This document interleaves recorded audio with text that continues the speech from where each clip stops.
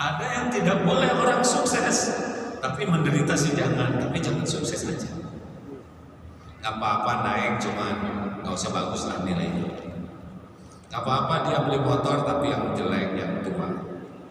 Ada orang yang tidak rela melihat orang menderita, tapi jangan sukses, itu masih dengki. Ada yang ketiga, masih di bawah juga. Boleh sukses, cuma harus di bawah saya. So, gak apa-apalah ngaji 5 juz sehari, asal jangan 6 karena saya 6 gitu. Ada orang yang boleh orang punya sesuatu, tapi tidak boleh sama dengan kita. Itu masih dengki. Yang benar adalah senang orang dapat sesuatu sebagaimana kita senang dapat sesuatu. Kita senang umroh, alhamdulillah tetangga saya bisa umroh, alhamdulillah. Kita senang anak kita hafal Quran, anak tetangga juga hafal Quran, senang, gak ada beban di sini. Nah, yang paling bagus adalah senang saudara kita lebih baik dari kita. Kita daftar umroh, kita enggak jadi, teman jadi, alhamdulillah. Jangan harap-harap dua-duanya enggak jadi. 5 akhwat sedang naksir 1 ikhwan. Wow, cocok, terbalik. Harusnya 1 ikhwan ditaksir 5 akhwat pasti. Ini bisa dengki. Ingin untuk saya, jangan untuk yang lain. Tapi bagi yang bersih hati, apapun yang ditakdirkan Allah, dia bahagia. Ternyata jodoh sama temannya bahagia. Tidak ada hatinya itu rasa susah dengan nikmat yang Allah berikan kepada saudara. Hadirin, hadis ini banyak diriwayatkan oleh para ulama yang berceramah. Ini dari Musnad Imam Ahmad tentang Abdullah bin Amr bin As, semoga Allah ridho kepada beliau, yang Rasulullah di Masjid Sallallahu Alaihi Wasallam melihat seorang datang, akan datang ahli surga, maka datanglah seseorang. Ini penting hadirin, janggutnya basah, pegang terowongan. Ini ahli surga. 3 hari berturut-turut sampai sahabat Nabi ini sengaja datang ke rumahnya untuk mengetahui, menyelidiki apa amalannya, sampai disebut ahli surga oleh Rasulullah SAW. Dengan alasan ada masalah dengan orang tua, maka ngineplah di rumahnya dan dilihat.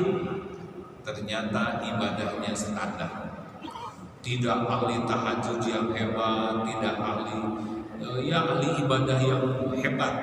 Hanya saja kalau membulak-balik badannya selalu dalam keadaan berzikir dan tidak bicara kecuali bicara yang baik.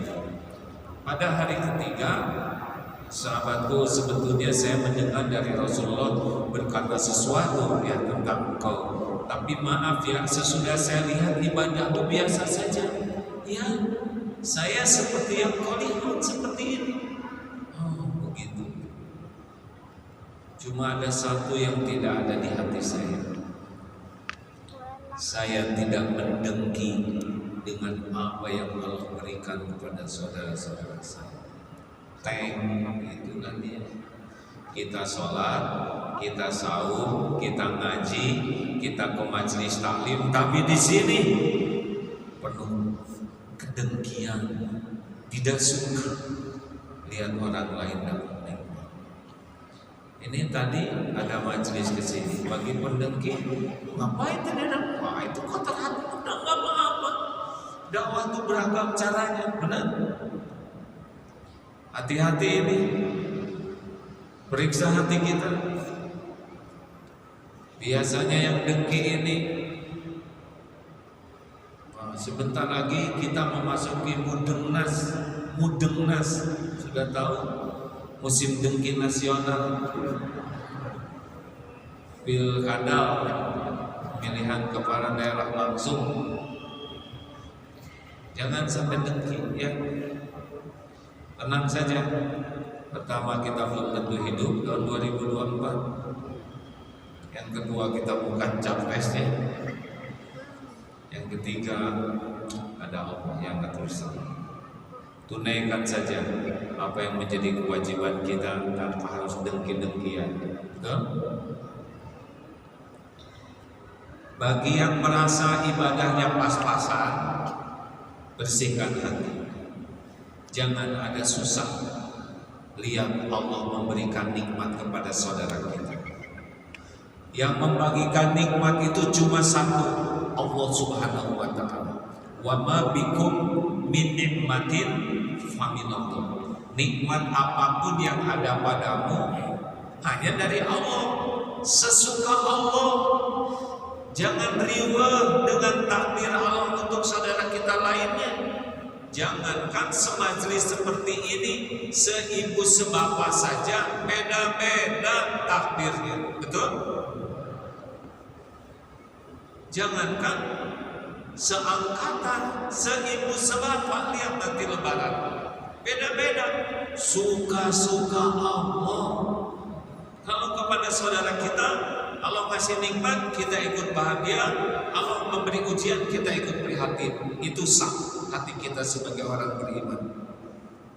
Tetangga dapat nikmat, Allah yang kasih, kita ikut bahagia. Teman seangkatan lebih sukses dari kita ikut bahagia. Apapun yang Allah bagikan, kita ikut bahagia. Karena yang membagikan nikmat Allah, sesuka Allah. Dan dengkinya kita kepada saudara kita tidak akan mengubah apa yang Allah tetapkan untuk mereka. Betul? Gini, Allah mau menakdirkan seseorang diberi nikmat, kita sebel, bisa tidak menghalangi ketentuan Allah? Mumpung pertanyaannya sederhana, jawab ya hadirin, jangan bikin emosi. Allah menakdirkan jodoh ke seseorang, lalu kita tidak rela, bisa berubah tidak? Ya sesuka Allah saja. Apa yang Allah kehendaki, innama amruhu idza arada syai'an ay yaqula lahu kun fayakun. Terserah Allah. Kalau Allah mau ngambil dari seseorang, tidak bisa ditahan. Kita jangan sampai jadi bahagia. Kalau saudara kita kena musibah seperti badan sakit, harusnya kita ikut merasakan sakit. Ayo, tes pertamanya begitu. Jangan sampai ada dengki di hati. Solusinya adalah satu, yakin yang membagikan nikmat itu adalah Allah, sesuka Allah. Yang kedua adalah kita harus ikut bahagia dengan nikmat yang Allah berikan. Yang ketiga, kita ikut prihatin kalau saudara kita dapat kepahitan.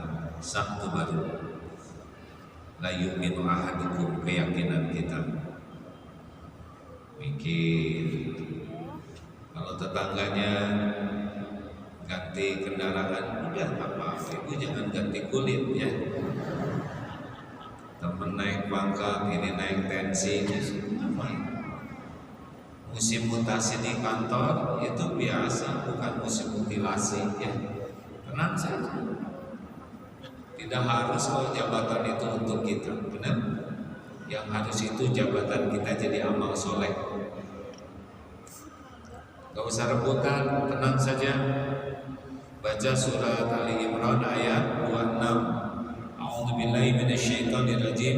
Qulillahumma malikal mulk tu'til mulka man tasya' wa tanzilul mulka mimman tasya' wa tanzilul mulka mimman tu'izzu man tasya' wa tudhillu man tasya' biyadikal khair innaka ala kulli syai'in qadir.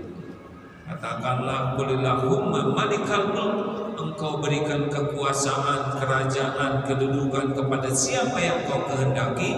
Engkau ambil kedudukan, kekuasaan, kerajaan dari siapa yang kau kehendaki.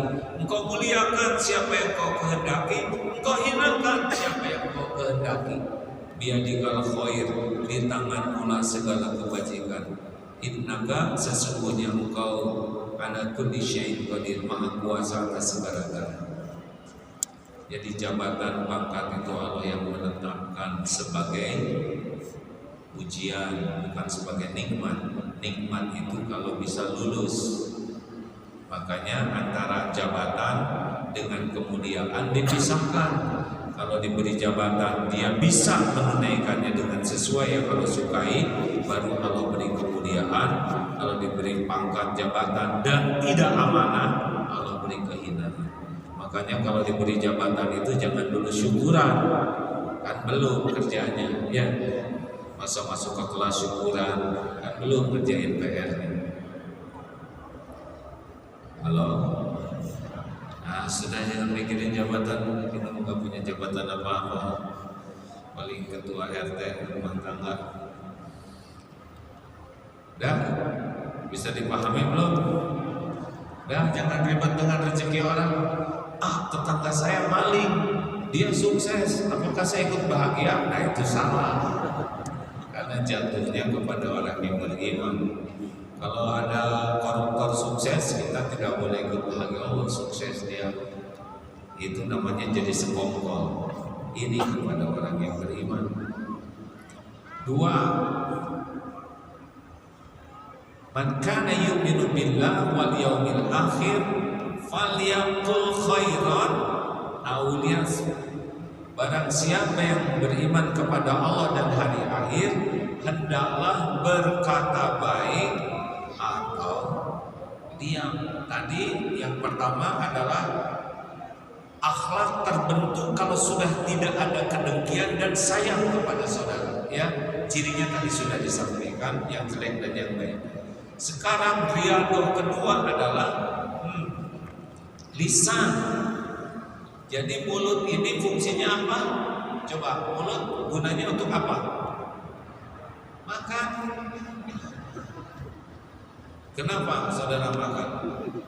Karena saya makan karena lapar. Atau sama dengan monyet, monyet makan karena lapar.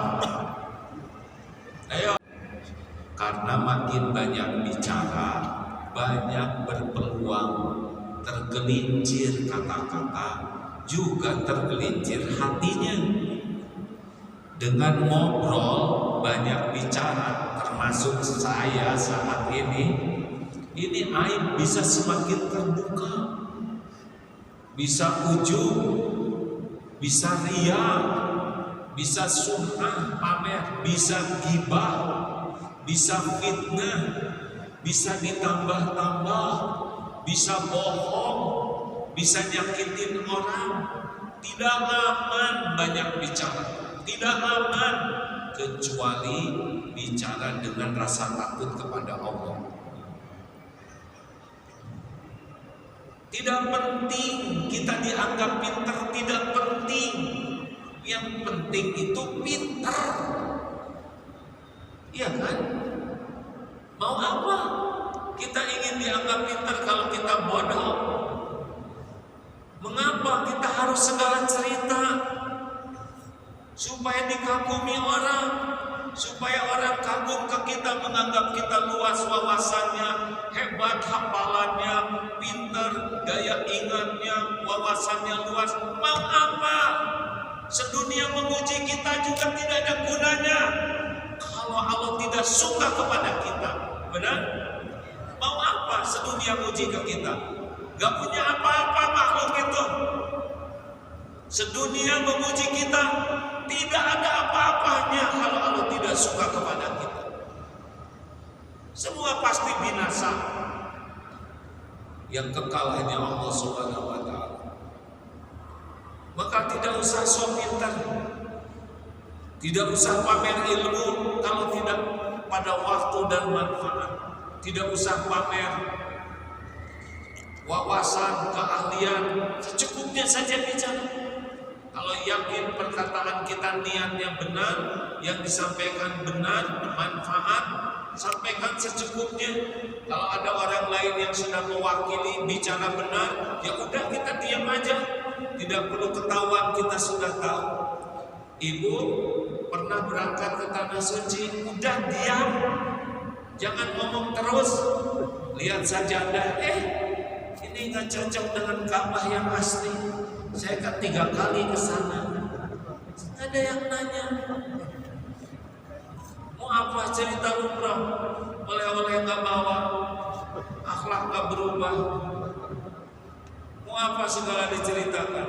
Pas ada di sini potret, ini dulu bangunan ini belum ada loh, guys. Kan nanya. Ada orang yang tidak kuat selalu ingin menceritakan. Kan sudah disampaikan ada 4 tingkatan bicara, sudah sampai belum di sini? Kalau sudah belum harus jelas.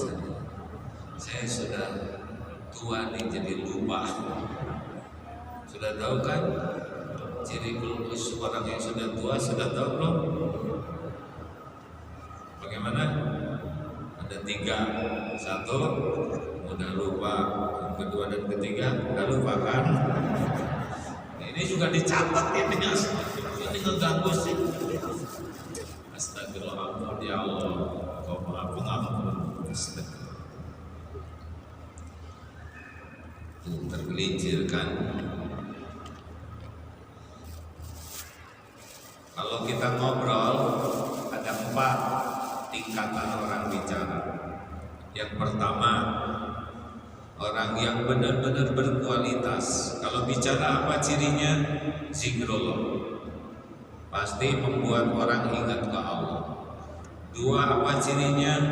Amar ma'ruf nahi munkar. Kalau bicara ngajak orang tentu dengan cara yang bijaksana untuk ingat kepada kebaikan, mengajak orang berbuat baik dan mencegah orang dari perbuatan jelek. Kalau bicara ilmunya manfaat, kalau bicara hati kita tergugah, kalau bicara jadi solusi. Zikrullah, amar ma'ruf nahi munkar, ilmu yang manfaat, hikmah yang menggugah, solusi. Kalau ibu ketemu dengan calon menantu bicara seperti ini, jodohkan dengan anak, ya. Yang 31. 2, orang yang biasa-biasa. Kalau orang biasa-biasa ngobrol ada cirinya.